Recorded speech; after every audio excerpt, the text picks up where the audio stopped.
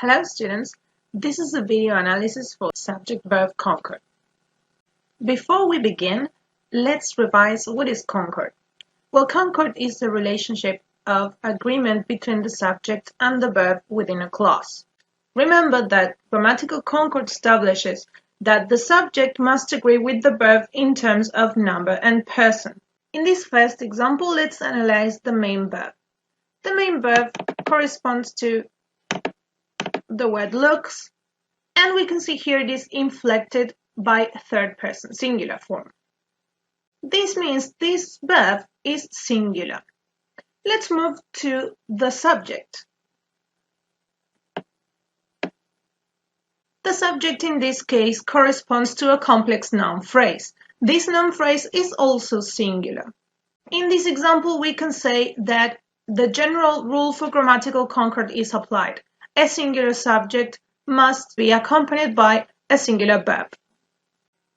In this second example, the main verb is are, and the subject corresponds to a coordinated subject by the conjunction and.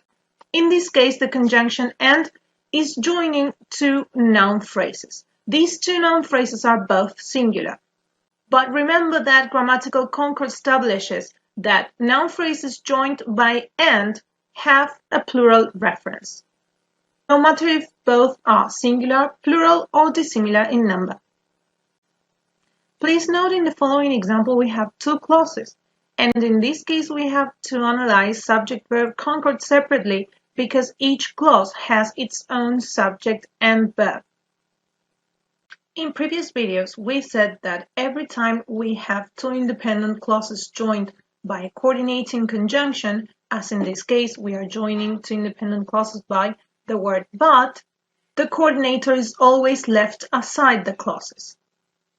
If we analyze the first clause alone, we can see this verb didn't change its form for third person singular. Now if we go to the subject, we can see this is a plural noun phrase. A plural noun phrase always needs a plural verb. Continuing with special cases, we have the use of correlative coordinators either or. In this example, we can see how the correlative coordinator either or is used to join two noun phrases which are plural in reference.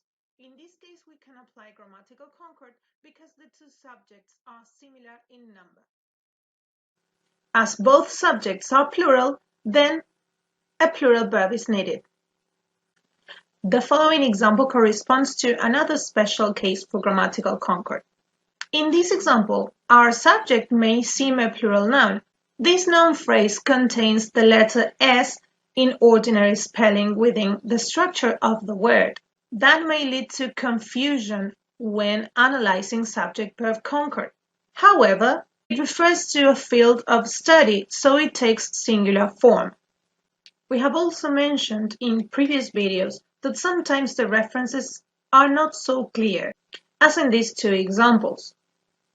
Well, these two examples have something in common and is the use of an of phrase. In these two examples, the two of phrases include plural nouns.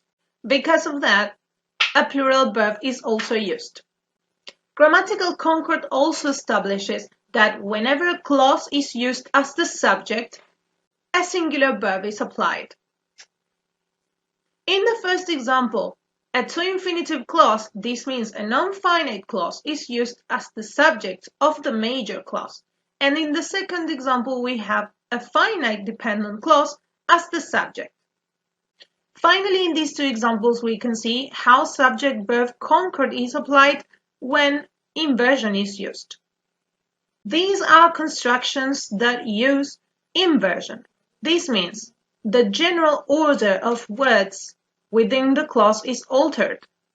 Generally, the subject goes first and then the verb, but in cases of subject-verb inversion, this general order alters to verb and subject. Remember that in cases of constructions which apply subject-verb inversion, as these two, the noun phrase which is placed after the copular verb be is the one that gives the singular or plural form of the verb.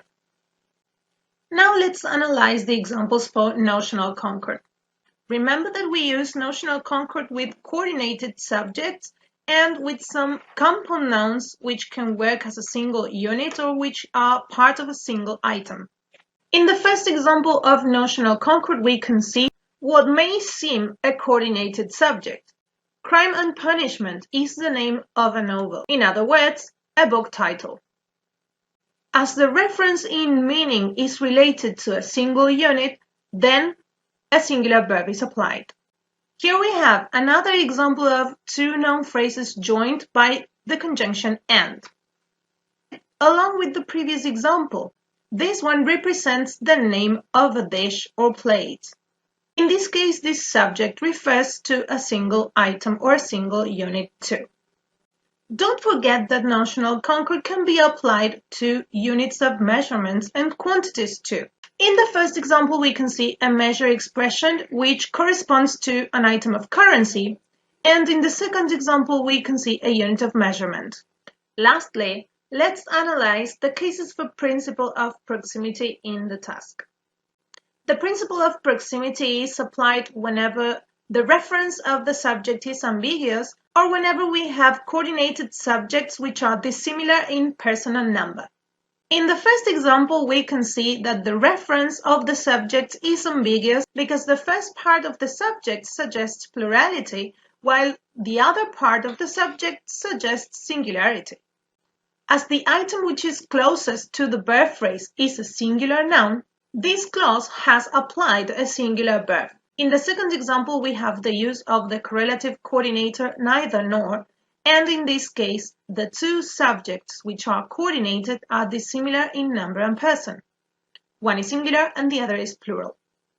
Please note that in this case, the verb is not inflected for third person singular. This happens because the closest noun phrase, the shoes, is plural. Okay, students, this is the end of subject-verb concord analysis. If you have any doubt, please contact me. See you soon.